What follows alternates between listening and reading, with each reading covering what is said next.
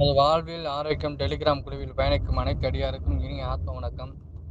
சிறப்பு விருந்தினருக்கு திருமதி சுகுமாரி அம்மா அவர்களை நமது குழுவின் சார்பாக வருக வருக என அன்பு வரவேற்கிறேன்.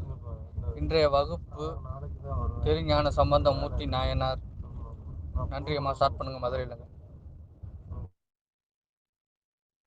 நன்றி ஐயா. நமது வாழ்வியல் ஆரோக்கியம் டெலிகிராம் சேனலில் இணைந்துள்ள அனைத்து அடியார் பெருமக்களுக்கும் என்னுடைய பணிவான வணக்கங்களை தெரிவித்துக் கொள்கிறேன். நாம் வாரந்தோறும் 63 நாயன்மார்களை பற்றிய வரலாறுகளை தெரிந்து கொண்டு வருகின்றோம். அந்த வகையில் சென்ற வாரம் திருஞான சம்பந்தமூர்த்தி நாயனார் அவருடைய பிறப்பு, வளர்ப்பு இதெல்லாம் நாம் கொஞ்சம் தெரிந்து கொண்டோம். இன்னும் அவருடைய வரலாறு நிறைய இருக்கிறது. அதன் தொடர்ச்சியாக இன்று 2வது வாரமாக திருஞான சம்பந்தரை பற்றி மேலும் அவர் என்னென்ன இறை தொண்டுகள் எல்லாம் செய்தார், எந்த வயதில் எப்படி எல்லாம் இருந்தார் அப்படிங்கிறத நம்ம விளக்கமாக இன்று பார்க்கலாம். திருஞான சம்பந்தருக்கு 7வது வயது தொடங்கியது. வேதியர்கள் தங்கள் குலமரபை எடுத்து கூறி அந்த மரபின்படி என்ன செய்யணும் அப்படின்னு அவருக்கு சொல்றாங்க. சொல்லிட்டு முப்புரி நூல் அணிவிக்கும் உபநயன சடங்கினை செய்து மறை 4ம் அவருக்கு ஓதணும் அப்படின்னு சொல்றாங்க. அப்ப இறையர்களால் எல்லா கலைகளையும் ஓதாது உணர்ந்தவர் அவர். ஏற்கனவே அவர் பிறப்பிலேயே இறைத்தன்மை பெற்றவர். அதனால் வேதங்களின் பல பகுதிகளையும் அவற்றின் பொருளோடு ஓத கேட்ட அந்தணர்கள் வேதங்களில் தங்கியிருந்த, அதாவது அவங்களுக்கு இருந்த ஐயங்களை ஞான சம்பந்தரிடம் கேட்டு தெளிவு பெறுகிறார்கள். அந்த அளவுக்கு அவரு 7 வயசுலேயே வேதங்களோட எல்லா உட்பொருள்களையும் அறிந்தவராக, அடுத்தவர்களுக்கு ஐயத்தை தீர்க்கக்கூடிய அளவு அறிவு நிறைந்தவராக அவர் விளங்கினார். ஞானசம்பந்தர் அவர்களை நோக்கி வேதம் 4லும் மெய்ப்பொருளாய் விளங்கும் திரு ஐந்தெழுத்தின் சிறப்பை துஞ்சலும் துஞ்சல் என்று தொடங்கி பாடி அனைவருக்கும் உணர்த்தி அருளினார். உபநயன சடங்கு முடிஞ்சிருச்சு. ஞானசம்பந்தர் சீர்காழியில் தங்கி இருக்கும் பொழுது தில்லை வந்தருளிய திருநாவுக்கரசர் ஞானசம்பந்தரை இறைவன் ஆட்கொண்டு அருளிய அற்புத நிகழ்ச்சியை கேள்விப்பட்டு அவரை காணும் ஒரு ஆர்வலோடு சீர்காழிக்கு அவரை பார்க்க வருகிறார். கல்லை புனையாக கொண்டு கடலிடை கரையேறிய திருநாவுக்கரசரின் பெருமைகளை இவரும் கேட்டிருக்கிறார். யாரு? ஞானசம்பந்தர். அவரும் தன்னை திருநாவுக்கரசர் தன்னை காண வந்திருக்கிறார் அப்படின்றத அறிந்து இவரை நேர போயிட்டார். அன்பர்களை அழைத்து சென்று அவரை எதிர்கொண்டு அழைத்தார். தூய வெந்நீர், உடம்பெல்லாம் தூய வெந்நீர் அணிந்திருக்கிறார். தாழ்வடமும் நாயகன் சேவடி வரும் நெஞ்சும் அன்பு பாய்வது போல கண்ணீரும் கொண்டு முதியவராய் வந்திருக்கிறார் திருநாவுக்கரசர். ஏன்னா அவர் பழுத்த பழம், இவரு பிஞ்சு இப்பதான். ஆனால் முதியவராய் வந்த திருநாவுக்கரசரை இவர் ஞானசம்பந்தர் சென்று வணங்குகிறார். திருநாவுக்கரசர் அவரை வணங்கி தன்னை வணங்கிய ஞானசம்பந்தரை தம் எழுதறிய மலர் கையால் எடுத்து அப்பரே அப்படின்னு அழைக்கிறார்.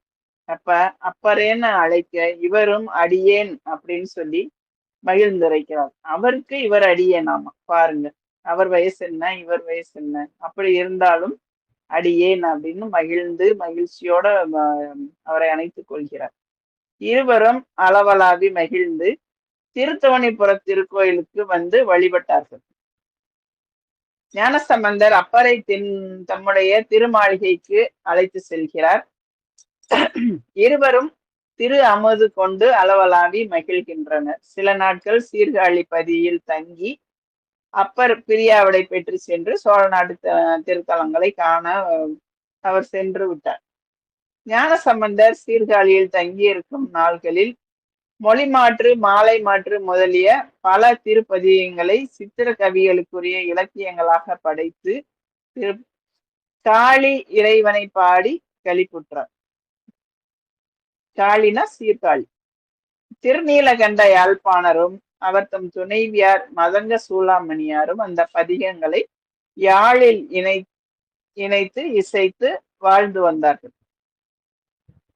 இந்த மாதிரி ஒரு நேரத்தில் திருஞான சம்பந்தர் தமிழ்நாட்டில் உள்ள பல தலங்களையும் தரிசித்து வழிபடவும் ஆங்காங்கு உள்ள மக்களுக்கு அவற்றின் பெருமைகளை அறிவுறுத்தவும் விரும்பி மிக பெரிய தமது 5வது தல யாத்திரையை மேற்கொள்ள எண்ணினார்.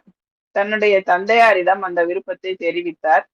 சிவபாத இருதயர் தமது அந்த அருமையான மகனை பிரிய மனமில்லாமல், யான் உன்னை பிரிந்து ஒரு கணமும் இருக்க மாட்டேன், ஆனாலும் இருமை இன்பம் அளிக்கும் யாகம் ஒன்றையும் நான் செய்ய வேண்டும் என்று எண்ணுகிறேன்.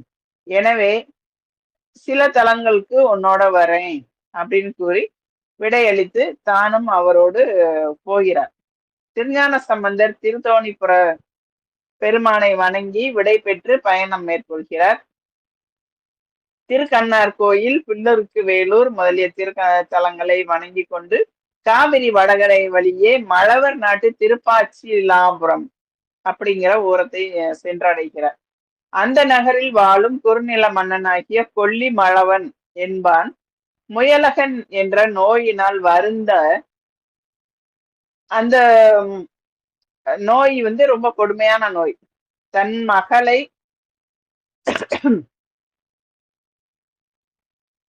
பல வகை மருத்துவம் செய்தும் குணப்படுத்த இயலவில்லை அந்த மன்னனால்.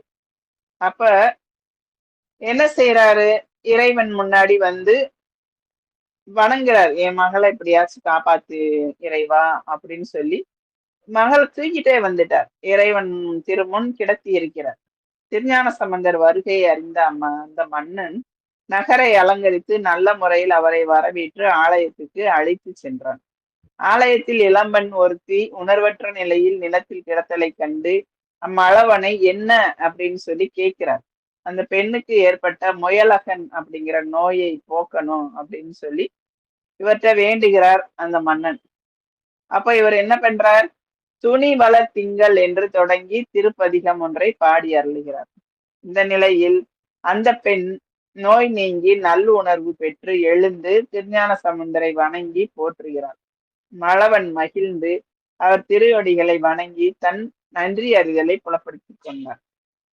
இப்படி ஒரு நாளும் ஒரு அற்புதங்களை இவர் நிகழ்த்தி கொண்டேதான் இருக்கிறார். அதுக்கடுத்து பட்டீஸ்வரத்துக்கு போறார். பட்டீஸ்வரத்திலிருந்து புறப்பட்டு பல தலங்களையும் வணங்கியவராய் திருவாவடுதுறை வந்து சேர்க்கிறார். அங்கே சிவபாத இருதயர், அதாவது அவங்க அப்பா தான் வேள்வி செய்வதற்கு ஏற்ற காலம் இதுதான், அதற்கு பொருள் வேண்டும் அப்படின்னு ஞானசம்பந்தரிடம் கேட்கிறார். ஞானசம்பந்தர் தந்தையாருக்கு அளிக்க பொருள் இல்லையே என்று வருந்துகிறார். இடரினும் தளரினும் என்ற திருப்பதியத்தால் இறைவனிடம் விண்ணப்பம் செய்கிறார், எனக்கு பொருள் வேணும் அப்படின்னு. அப்ப சிவபூதம் ஒன்று 1000 பொன் அடங்கிய பொற்கிளி ஒன்றை ஆலயத்தில் மாசிலாமணி ஈசர் சந்நிதியில் உள்ள பீடத்தில் வைத்து, பொற்கிளி எடுக்க எடுக்க குறையாத உளவா கிளி, இறைவர் இந்த கிளியை உமக்கு அளிக்குமாறு அளித்துள்ளார் என்று கூறி மறைந்தது. ஆளுடைய பிள்ளையார் உளவா கிளியை தலைமேற்கொண்டு அதனை தந்தையார் கையில் கொடுத்து, இந்த கிளினா ஒரு மூட்டையின் மாதிரி வச்சுக்கோங்க, இந்த கிளியின் பொன்னை கொண்டு தந்தையாரையும் கழுமலத்தில் உள்ள ஏனைய அந்தணர்களையும் நல்ல வேள்விகள் பலவும் செய்யுமாறு கூறி வழி அனுப்பி வைக்கிறார். அப்புறம் இப்படியே நிறைய பதிகளுக்கு செல்கிறார். அதன் பின்னர் திருநீல நக்கர் சிறு தொண்டர் அவர் சந்திக்கிறார். சந்தித்து கடைசியா திருஞான சம்பந்தர் செக்காட்டங்குடி அப்படிங்கிற கணபதீஸ்வரம் அப்படின்ற ஊருக்கு சென்று பைங்கோட்டு மலர் புன்னை என்ற தொடங்கக்கூடிய பதிகம் பாடுகிறார். அந்த திருப்பதிகத்தில் சிறு தொண்டர் பக்தி சிறப்பை பாராட்டி திருமருகல் சென்றடைகிறார். திருஞான சம்பந்தர் திருமருகளில் உள்ள பெருமானை வழிபட்டு சில நாள் அங்கு தங்கி இருக்கிறார். அப்பொழுது ஒரு அற்புத நிகழ்ச்சி நடக்கிறது. வணிகன் ஒருவன் தனக்கு முறை பெண்ணான கன்னி ஒருத்தியை உடன் அழைத்து கொண்டு தன்னூர் செல்பவன் மாலை நேரம் வந்ததால் தன் பயணத்தை தொடர முடியாமல் திருமருகல் கோயில் அயலில் உள்ள ஒரு திருமடத்தில் தங்குகிறான். இரவில் வணிகனை அரவு தீண்டி விட்டது. விடம் தலைக்கு ஏறி மயங்கி சோர்ந்து விட்டான். அந்த நிலையில் அவனுடன் வந்த பெண் மனமாகாத நிலையில் அவனை தொட இயலாதவளாய், பெற்றோருக்கு தெரியாமல் உடன்போக்காக வந்தவளாதலால் செய்வதறியாது திகைப்புற்று அழுது அரற்றுகிறாள்.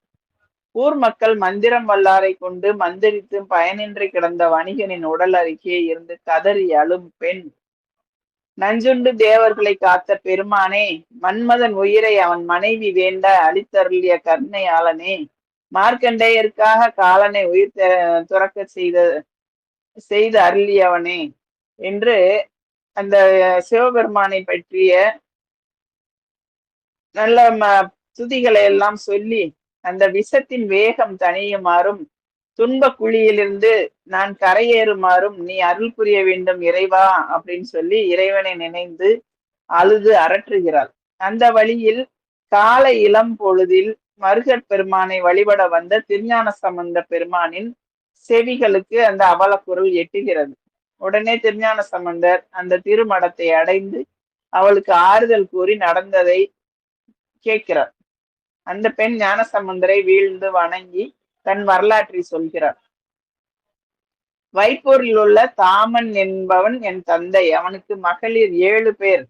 அரவு தீண்டப்பட்டவன் என்னுடைய தாய் மாமன் தான். என் தந்தை தன் மகளிருள் மூத்தவளை மாமனுக்கு தருவதாக கூறி பொருளாசையால் பிறன் ஒருவனுக்கு திருமணம் செய்து விட்டார். அடுத்த பெண்ணை உனக்கு தருகிறேன் என்று ஆறுதல் கூறிக்கொண்டே 6 பெண்களையும் இவ்வாறே அடுத்தவங்களுக்கு மனம் முடிச்சு வச்சுட்டார். 7வது பெண்ணாகிய நான் என்னையும் இவ்வாறே வேறு ஒருவருக்கு திருமணம் செய்வித்து தன் மருமகனை தந்தை தளர்வுறச் செய்வார் என்ற எண்ணத்தால் இவரோடு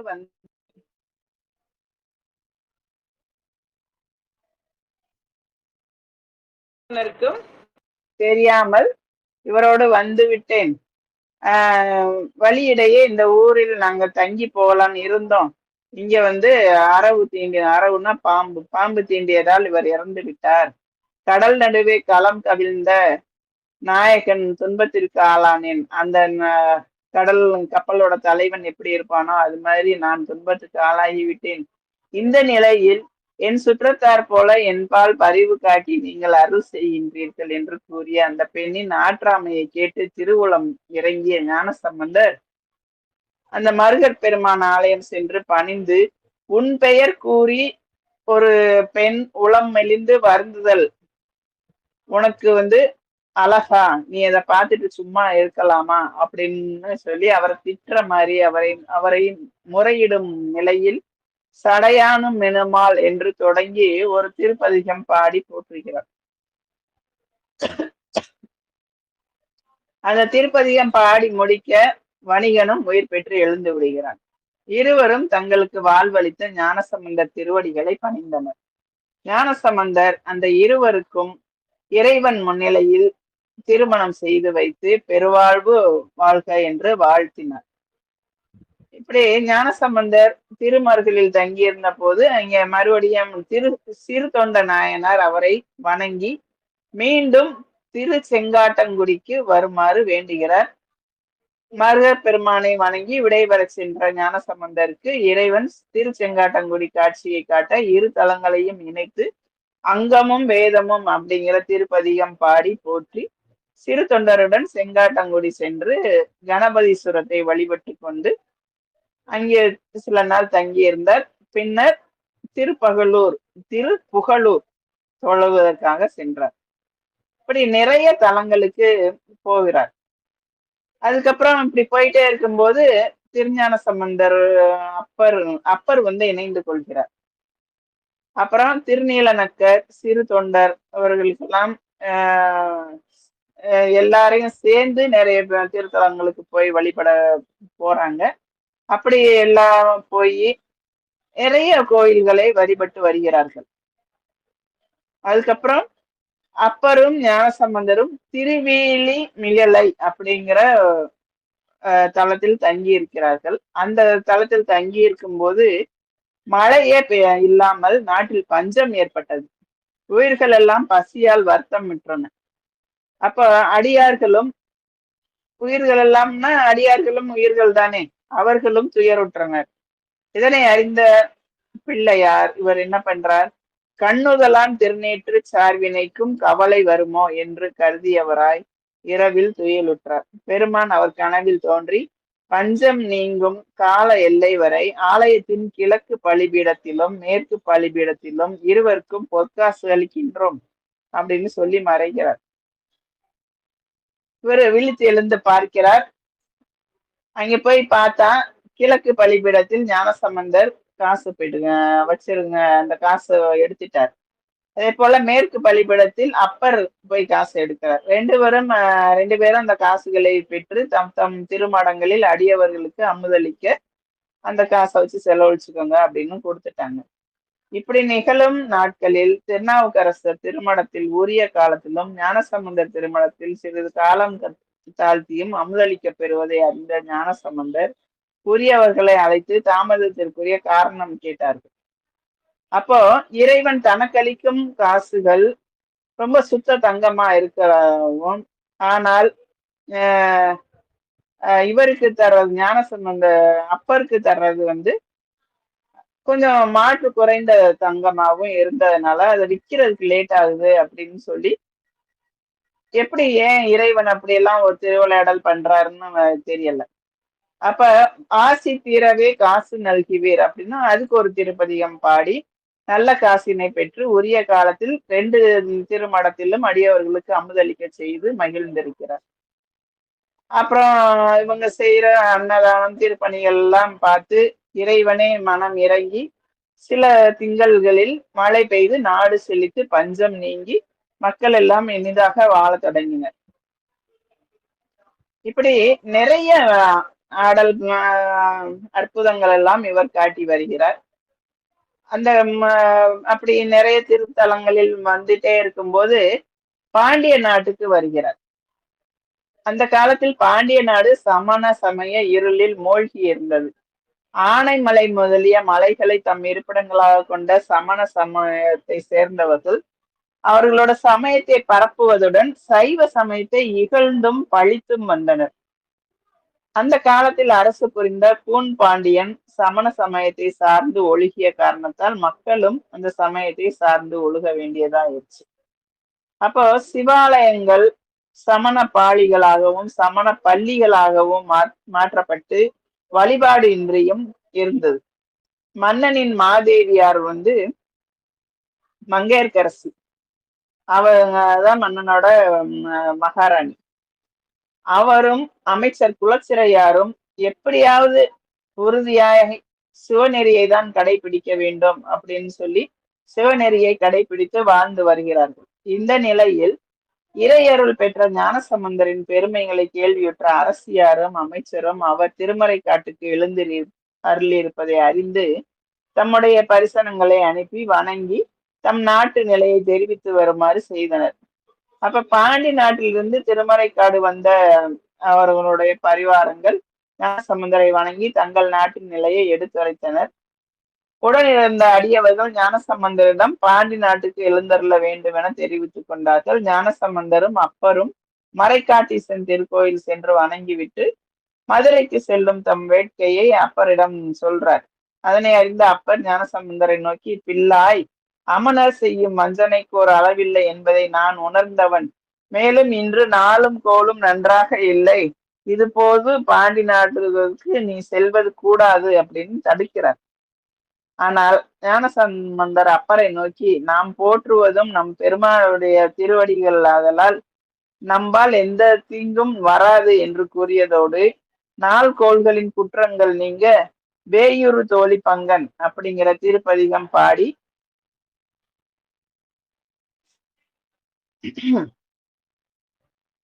மதுரை பயணத்தை மேற்கொள்கிறார். தம்மோடு உடன் வர முற்பட்ட அப்பரை தடுத்து நிறுத்தி, நீங்கள் சோழ நாட்டில் இறைவனை தொழுது இருங்கள், நான் மதுரைக்கு போயிட்டு வந்துடுறேன் அப்படின்னு சொல்லி மதுரைக்கு கிளம்பி வந்துடுறார். ஞானசம்பந்தர் திருமறை காட்டில் இருந்து மதுரைக்கு வந்து விட்டார். மங்கையர்க்கரசியார் ஞானசம்பந்தரின் வருகையை அறிந்து ஊர் எல்லையில் வரவேற்று குலச்சிறையாரை வரவேற்று கூட்டிட்டு வர சொல்லி அனுப்பி வச்சிருக்காங்க. மதுரை எல்லை அடைந்த ஞானசம்பந்தரை குலச்சிறையார் வணங்கி வரவேற்றார். அப்புறம் அரசியாருக்கும் அமைச்சருக்கும் திருவருளால் நன்மைகள் விளைக அப்படின்னு வாழ்த்தி, இன்று தாங்கள் எழுந்தருள பெற்ற பேற்றினால் என்றைக்கும் திருவருள் உடையோம் என்று இனி எங்கள் நாட்டில் திருநீற்று ஒளி விளங்குவது உறுதி என்று முகமன்னுரை கூறி மங்கையர்க்கரசியார் ஞானசம்பந்தரை வரவேற்றார். அப்புறம் மதுரை இப்ப ரொம்ப சமணர்களோட பிடியில இருக்கு அப்படின்னு சொல்லி ரொம்ப எல்லாருமே வருத்தப்பட்டு சொல்றாங்க. அதனால சரி எப்படினாலும் மதுரைக்கு போய் அவங்களுக்கு நல்லது செய்யணும் அப்படின்ட்டு, ஏன்னா எல்லையில தான் இருக்காங்க, இன்னும் மதுரை ஊருக்குள்ள வரல. அதனால இன்னும் எவ்வளவு தூரம் உள்ளது என்று அவர் கேட்கிறார். அப்ப அடியவர்கள் கோபுரத்துடன் திருக்கோயிலை சுற்றி காட்டி அதுவே திருவாலவாய் என்று கூற கேட்டு மங்கையர்க்கரசியார் குலச்சிறையார் ஆகியோரின் பக்தி நலத்தை புகழ்ந்து கொண்டே ஆலவாய் திருக்கோயிலை அடைந்து அங்கு திருமாமிடற்று என்று தொடங்கும் திருப்பதிகம் போற்றி பாடினார். அப்போ ஆலவாய் இறைவர் திருக்கோயிலை வழிபட வந்த மங்கையர்க்கரசியார் வழிபாடு முடித்து கோயில் முன்றிலில் திருஞான சம்பந்தரை கண்டு அவர் திருவடி தாமரையில் வீழ்ந்து பணிந்தார். யானும் என் நாயகனும் செய்த தவப்பயனால் தங்களை தரிசிக்கும் பேறு பெற்றேன் என்று கூறி திருஞான சம்பந்தர் வணங்குகின்றார்கள். இப்போ உங்களை காணும் பொருட்டே இங்கு வந்தோம் என்று கூறி திருக்கோயில் புறந்தணைத்து குலச்சிறையார் காட்டிய திருமணம் ஒன்றில் அடியவர்களோடு தங்கியிருக்கிறார். அரசமாதேவியாரின் கட்டளைப்படி குலச்சிறையார் அடியார்களுக்கு நல்ல விருந்தளித்து உபசரிக்கிறார். இப்படி இருக்கும்போது பகல் முடிஞ்சிருச்சு. அப்ப எல்லாரும் நைட்டு தூங்குறாங்க. தூங்கும்போது சமணர்கள் என்ன பண்றாங்க, அனலை ஏவிய மந்திரம் ஞானசம்பந்தரின் அவர் தங்கி இருக்கிற அந்த மடத்துக்கு தீ வைக்கிறாங்க. தீ வைக்க அனுமதி பெற்றாங்க. அப்ப என்ன செய்யறாங்க, எவ்வளவு ஒரு கெட்டெண்ணம் பாருங்க. இங்க அந்த திருமணத்திற்கு தீ வச்சுட்டாங்க. ஒரு பகுதி தீப்பற்றி எரிகிறது. அடியவர்கள் சமணர்களின் வஞ்சனையை அறிந்து ஞானசம்பந்தரிடம் போய் சொல்றாங்க, இந்த தீ அரசன் முறை செய்யாமையால் நேர்ந்தது. அதனால் இந்த தீ அவனை சென்று பற்றுதலே முறையாயினும் மங்கையர்க்கரசியாரின் மங்கள நானுக்கு ஊறு நேராதவாறு பைய சென்று பாண்டியனை பற்றுவதாகுக என்று கூறி செய்யனே திரு என்ற பதியத்தை பாடி தீயை ஏவுறார். அப்ப அந்த தீ என்ன ஆயிருச்சு, பாண்டிய மன்னனை வெப்பு நோய் பற்றி வருத்துற மாதிரி இவர் அந்த பாடல் பாடினதுனால அவருக்கு வெப்பு நோய் வந்துருச்சு. அப்ப அந்த நோயை மருத்துவர்களாலும் ஒன்றும் செய்ய முடியல, அவர் சார்ந்திருந்த சமண முனிவர்களாலும் நோயை குணப்படுத்த முடியவில்லை. இந்த நிலையில் குலச்சிறையார் அரசனை அணுகி திருஞான சம்பந்தர்ல இந்த மாதிரி வந்திருக்கிறார், அவங்க இருந்த மடத்துக்கு இட்ட தீ தான் உங்களுக்கு நோயாகி வந்திருக்கு, அவர் வந்தால் நோய் தீரலாம் அப்படின்னு சொல்றார். அப்ப மன்னன் ஞானசம்பந்தர் என்ற நாம மந்திரத்தை கேட்ட அளவில் அயர்வு நீங்கி அவரை அழைத்து வாங்க அப்படின்னு சொல்லிடுறார். சமணர்கள் அரசனிடம் இந்த நோய் ஞானசம்பந்தரால் தீர்க்க பெற்றாலும் தங்களாலே தணிந்தது என்று பொய்யுரைக்க வேண்டினர். ஆனால் மன்னன் நடுநிலை பெறல மாட்டேன் சொல்லி மறுத்து அந்த திருமணத்திற்கு தீயிட்ட செயலுக்கு வருந்தி எப்படியாவது என்னை காப்பாத்துங்க அப்படின்னு சொல்லி கேட்டு அப்ப வேத வேள்வி அப்படிங்கிற திருப்பதிகம் பாடி இறைவனிடம் விடை பெற்று அவருடைய நோயையும் தீர்த்து அவர் அந்த வெப்பு நோயை தவிர்த்து போற மாதிரி அவருக்கு அருள் புரிகிறார். இந்த மாதிரி நிறைய ஞானசம்பந்தரை பற்றி நாம் சொல்லிக்கொண்டே போகலாம். அவர் செய்த திருவிளையாடல்கள் ஏராளமாக இருக்கு. அப்ப இப்படி இருக்கும்போது நிறைய அப்பரோடையும் சேர்ந்து அவர் நிறைய தலங்களுக்கு போய் நிறைய யாத்திரை செல்கிறார், இறைவனை தரிசிக்கிறார். இந்த மாதிரி அவரோட வரலாறு வந்து நம்ம சொல்லிட்டே போகலாம், நிறைய சொல்லி இது பண்ணலாம். ஆனால் நமக்கு வந்து நேரம் கொஞ்சம் கம்மியா தான் இருக்கு. ஆஹ் ஏன்னா ஒரு ஒரு நாயன்மாரை பத்தியும் நம்ம ஒரு ஒரு வாரம் பேசினாலே அதிகம் அப்படின்றது போது இவரோட இதை 2 வாரம் நம்ம பேசிட்டோம். அதனால இந்த வாரத்தோட இதை முடித்துக் கொள்ளலாம் என்று நினைக்கிறேன்.